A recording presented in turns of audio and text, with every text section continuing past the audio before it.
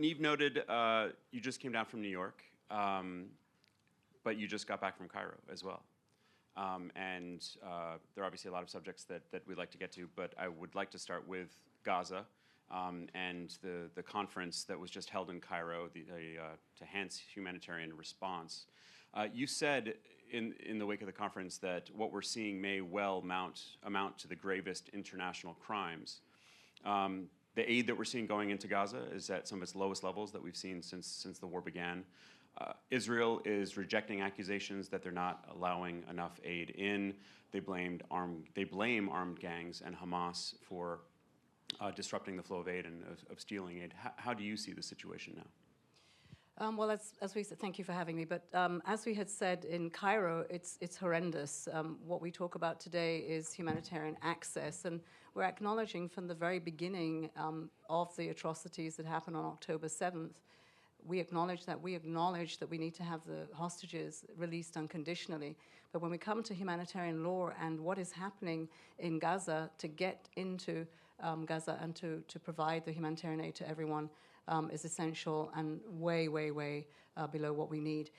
You might get past the crossing as we had done, but not very far because of the looting, because of the inability for our trucks to go in, whether it is fuel trucks that are looted or it is the food trucks that are looted. And now we see not even the bakeries have sufficient to stay productive.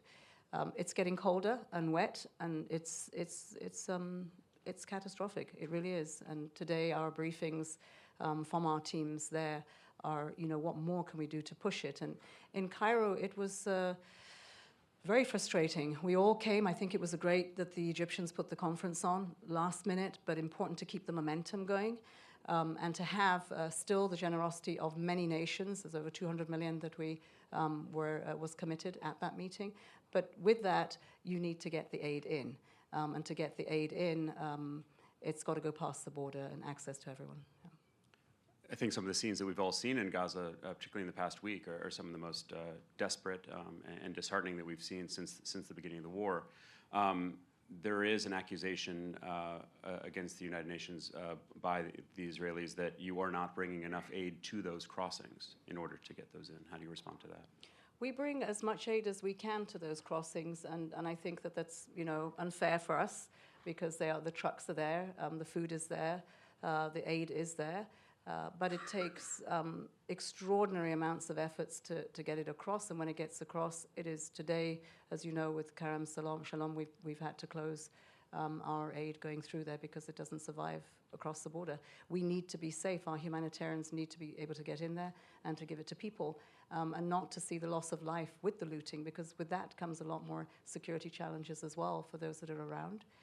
We saw what is happening in the bakeries, losing a woman and her children just recently. But no, I can tell you that the aid that is needed is what we would deliver if it was possible. So where are the hurdles? Is it inspections? Is it deconfliction? Is it the lack of quantity that then leads to the looting? All of the above, as we say in my country. It is every one of those things. Deconfliction doesn't happen as it should. We are seeing many people that are losing their lives on these very roads that there are clear agreements that these are safe and then they're not safe. While I was in Cairo, we were losing another family of one of our staff who was trying to get just 1 kilometer. And given, okay, you can go, you can take your family, 3 daughters, a son, and his wife, and then came the raids, and those raids left him without a wife and 3 daughters and only his son surviving. So deconfliction is a challenge. The amount of aid that we have, we continue to need more, and I think it's political will too, to be able to have that. We saw that on when we had the vaccination campaign, the polio, it worked. We had a stop, but it started again and it worked. But we need to do this for children, for women, for the people in Gaza, and the political will there to allow that through and to make that happen is stalling. How much staff have you lost? Humanitarians, over 350, about 251 is our UNRWA, UN, I would say, and the majority of them are UNRWA. But I look again at the numbers of journalists that have been lost, and really the toll is very high, and it grows every day. It grows every day. There's no end to it. There were all manner of different delegations who were sent to this conference in Cairo. The U.S. did not send a high-level delegation. I believe the U.S. was represented by the ambassador. How did you read that? Look, I think the meeting itself was last minute, but this is an urgent requirement for us to be there to keep the momentum, and I think we would have hoped for higher representation there. We did have from many countries. Denmark came at the Deputy Prime Minister, Foreign Minister, who will be taking the Security Council leadership next month. That was important for us. Very important signals of the foreign ministers from Brazil, from Colombia, and all the Arab states. They were there at very high levels, at the highest levels in some cases. Gave them an opportunity to caucus around issues on Syria, which has become the latest of our flashpoints. So we could have done more. It's very difficult to go and not to see the results that one expects. The ambitions are very high, expectations are very high, but they're just not the political muscle that we need to get over.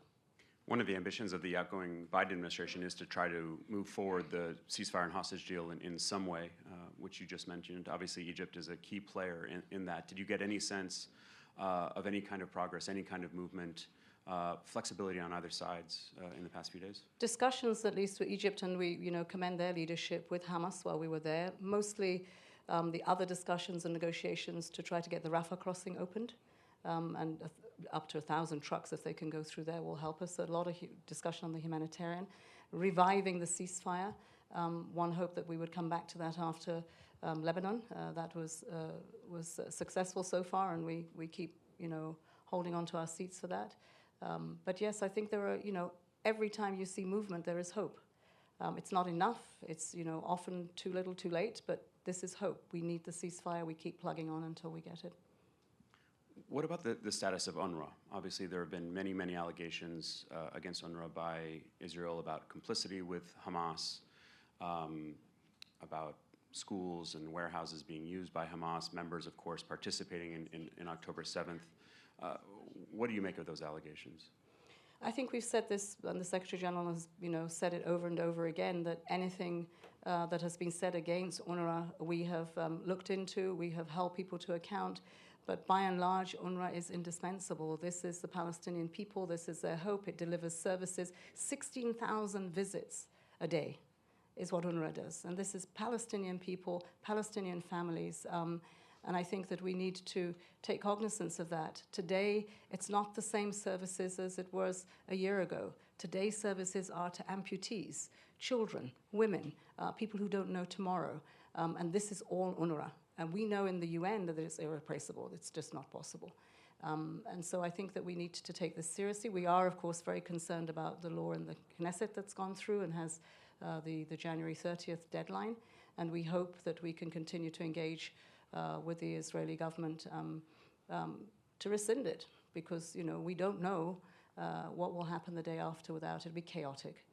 Quite frankly, it'd be chaotic.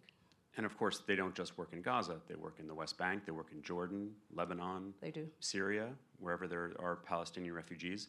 UNRWA was already on the ropes, is already on the ropes, and now you have an incoming administration that will likely be more hostile with a support of Congress to that hostility. Do you think UNRWA can survive? I think there is, Nelson Mandela said it always seems impossible until it's done, right? So I'm not one to give up on this. And I know that, President-elect Donald Trump was here before, and the engagement with the UN, where people thought things were impossible, we had an engagement on things we agreed and on things that we didn't agree, and we moved. And I hope that we can bring the case for why UNRWA is needed and perhaps get a reversal there, that we begin to appreciate the role that it plays, and this is not the place to go if one wants to continue to save lives and livelihoods. Could it be repackaged in a way that where American support could continue, perhaps under another name? A few weeks ago at the UN General Assembly, we put forward a pact of the future, and it was about us saying, after 75 years, what does the UN look like? Does it need to change? Yes, it did. We reiterated the importance of the development agenda, but we also brought about technology, the peace and security agenda that needed to change, governance of the international financial system. In the same way, UNRWA, after this many years, can we do better? Absolutely. Without UNRWA, absolutely not. So yes, I think that we can have a discussion on how we can be more efficient, more responsive in this new set. I mean, the day after in Palestine, in Gaza, is going to be very different from what we have been doing just even a year ago. And then looking farther north in Lebanon, just this week, an official from UNIFIL, the peacekeeping force in southern Lebanon, told CNN that there were more than 100 Israeli violations of the ceasefire that just went into effect. There have been some Hezbollah violations as well. Here we are a week or so later. How do you think, do you think this ceasefire is going okay? Will it survive? Well, it's holding as fast as it can, and yes, there are on both sides been what you would say breaches of it, but UNIFIL, this is a mission of the United Nations, full face. Over 48 countries are in that mission, trying to make sure that they monitor, they document, and that's important because there's always a day of reckoning for this. But they have to try to help the Lebanese armed forces to hold as close as we can to the agreement and keep the ceasefire on. That was so much of what Resolution 1701 was based on. And of course, there are accusations that UNIFIL has not done its job since 2006 in enforcing that. So what is different this time? What's different is, I think, Gaza and how this has spilled over into Lebanon. The issues that we have seen on the table for the ceasefire, we will have to come back and look at how we implement 1701. And hopefully we can do that in a much more constructive way. I think UNIFIL has done the best that it possibly can under the circumstances and will continue to try to support the country. But does UNIFIL plan to, I mean, how can they enforce a more robust peacekeeping observing mechanism to make sure that the ceasefire is upheld, that 1701 is enforced the way that it is supposed to be? Reconciling that with the ceasefire that we have now is what member states have to address, and they will give the muscle that is needed for them to do a better job in the circumstances that they have. I mean, it is pretty tough. We are out there every day. As we often say, there are two sides to the two UNs. The UN that negotiates, crosses the T's, dots the I's, and is in New York or Geneva. But there is the UN that's on the front lines. And for Lebanon, UNIFIL is on the front lines. Our humanitarian workers are on the front lines. And you try to reconcile the two. What you're agreeing and getting it implemented is another story. Next month, there will be a new administration who hangs over, that is hanging over all of these subjects and hanging over the UN as a whole. When you hear Trump and his administration officials, future officials, talking about enacting this America First agenda on day one, what do you understand that to mean for the United Nations? Well, I think first and foremost, congratulations to President-elect that this was an election he won. And when he comes in as not only a host, he comes in as a major player in the United Nations, of which they own a large percentage of, and there are responsibilities for that, and there is an engagement that we need to have. And we will see that. We will see, as his representative comes into the United Nations, the discussions we'll have on the things that we hopefully can agree, and many things that perhaps we will not agree, but this will not be the first time that we've engaged with a member state that perhaps doesn't agree with where the UN is today. But we need to have that discussion. We need to engage. We are not going to go undercover. We will stand tall. We have a charter. It's not done so well with a few spanners thrown at it. But frankly, what else do you have? This is more than one state. This is 196 states. Each has a voice. Might not all have the same muscle, but that's important that that space is there and that everyone hears it. And I hope that when the new administration comes in, as they have before, they are listening.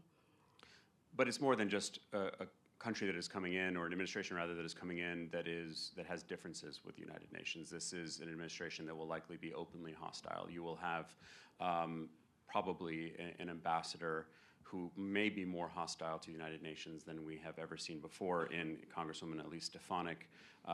Recently, she accused the UN, as you know, of anti-Semitic rot.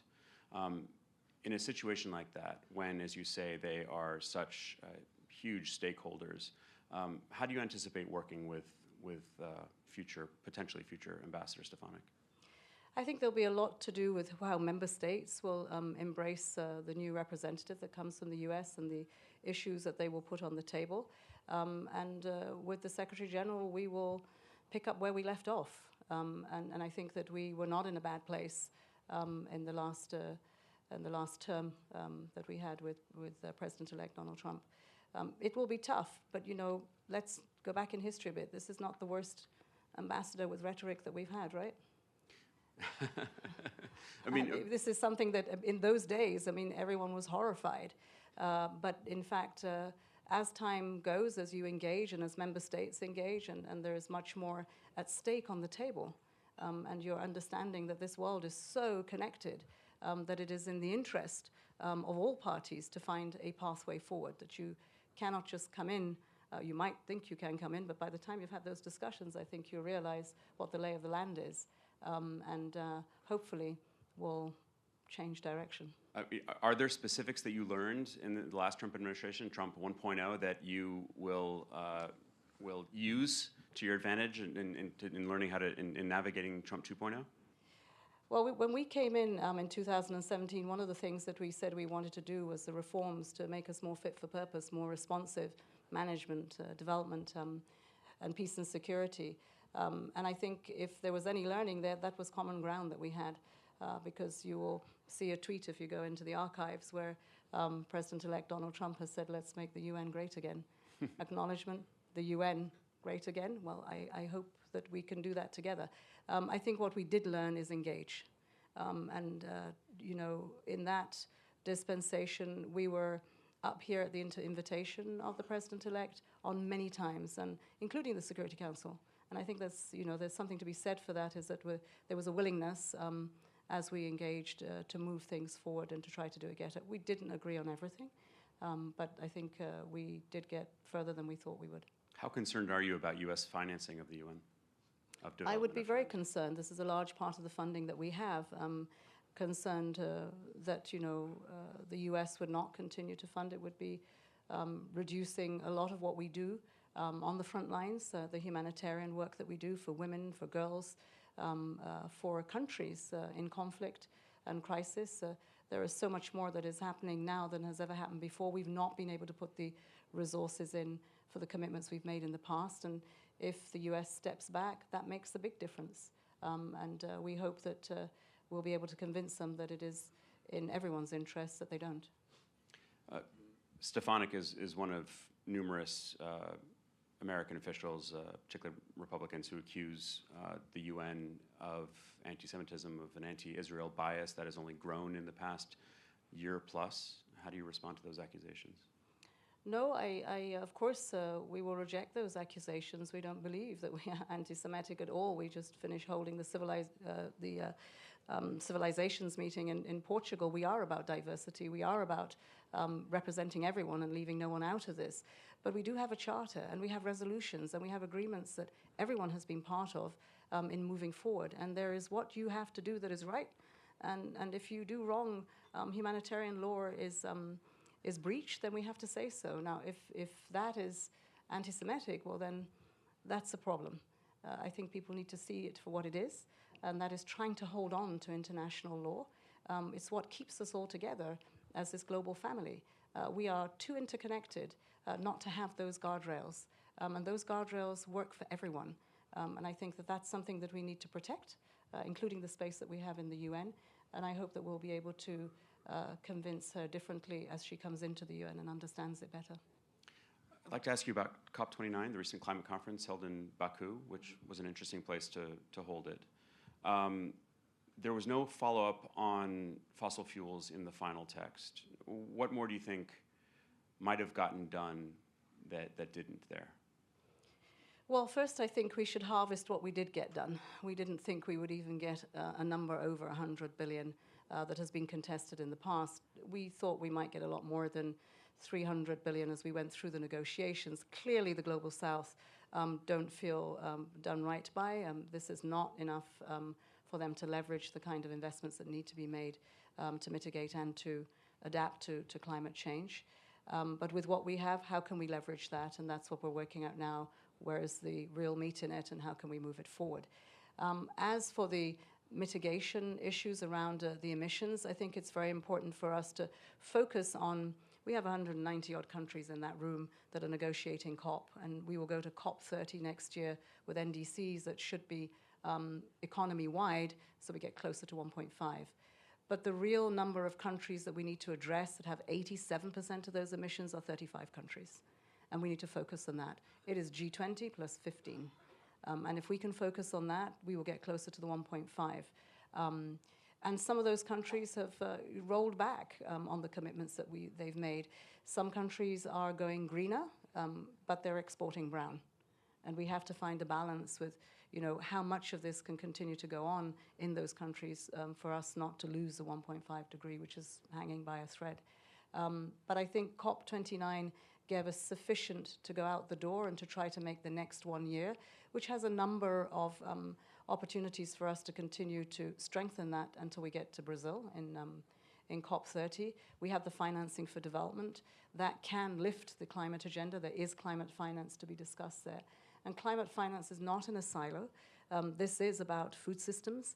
This is about energy transitions. It is about connectivity. So climate finance is also development finance, and I think we will see more of that in June in Spain when we have the Financing for Development conference. More to come. The G20 has been led by South Africa. It's the last of the 5 from the Global South. It's going to be an interesting troika because we have Brazil, South Africa, and the US. So that we hope will help to shape what comes thereafter. But South Africa are very clear that they will take on climate finance, they will take on debt, for which many African countries, I would say, are on debt row, and this is a big crisis for many, and they will take on equality. We only have a couple of moments, but I, of course, have to ask about Sudan, and just this week there were reports of at least 2 days, I believe, of deadly shelling in the Zamzam camp. This is the only location where famine has been declared this year, I believe. What progress are you seeing in terms of getting the warring sides to allow more aid in? Well, the crisis, the atrocities, the famine that are being committed in Sudan, you said quite rightly, it's man-made, right? And so let's underscore man, 2 generals. And 2 generals who believe that this is about them winning the war, and each one thinks they're going to win it, and off the back of their people. Horrendous things are happening there. What we saw 3 months ago, I visited after the Secretary General got that opening that we may be able to get the Adre crossing opened. And in visiting, we did, and we took those trucks across from Chad into Sudan. It was a rainy season, so pretty tough. We have a new head of our humanitarian agency who went in there just a few days ago and has been able to get many more openings to get aid in. So there's a humanitarian crisis, but there is also a crisis of getting these 2 generals to the table to have a ceasefire and to negotiate a way back to democratic rule. There is a Jeddah declaration that should be one that we all get behind to try to get implemented, but very difficult at this point in time. Hopefully, we will see more. I get more from the UN in terms of our Security Council to try to make this work. Last question. There was a Reuters report today about the World Food Program. This was based on an internal report saying that there are a range of problems in the Sudan response, an inability to scale up its operations, missed funding opportunities, and what is described as anti-fraud challenges. Are those issues being addressed? Yes, they are. When I went in that few months ago, that was something that was raised, and since then we have been looking into that, and everything will be done to make sure that we get to the bottom of it. Not all of it is going to be as we see, and as said. There will be explanations for much of it. The World Food Program does amazing work, but it is not perfect either. What we have to make sure is that we have the checks and balances that will keep our donors fully aware of how accountable this organization has to be, and we will get to the bottom of it. But our humanitarian agencies, for the better part of it, we do save lives and livelihoods across the world. All right. UN Deputy Secretary General Amina Mohammed, thank you so much for joining us. Thank you. Appreciate it. Thank you.